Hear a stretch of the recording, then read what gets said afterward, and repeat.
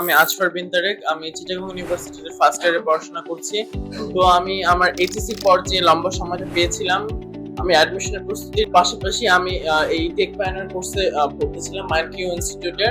তো আমাদের daily life থেকে শুরু করে আমাদের পার্সোনাল লাইফ, জব লাইফ, আমাদের সবক্ষেত্রে কম্পিউটার দরকার হয়। কম্পিউটার রিলেটেড যত সেক্টর রয়েছে বা আইটি সেক্টর রয়েছে, সেগুলো ইন্ডিভিজুয়ালি আমাদের যদি আমরা কোর্স করতে যাই তাহলে আমাদের অনেক টাইম লেগে যায়। কিন্তু আমাদের সংক্ষেপে এবং বেসিক থেকে অ্যাডভান্স যদি আমরা শিখতে চাই তাহলে আমরা এই টেক প্ল্যানার কোর্সটা করতে পারি, কারণ মাত্র অল্প কয়েকটা ক্লাসে আমাদের কম্পিউটারের খুঁটিনাটি সবকিছু জানতে পারবো।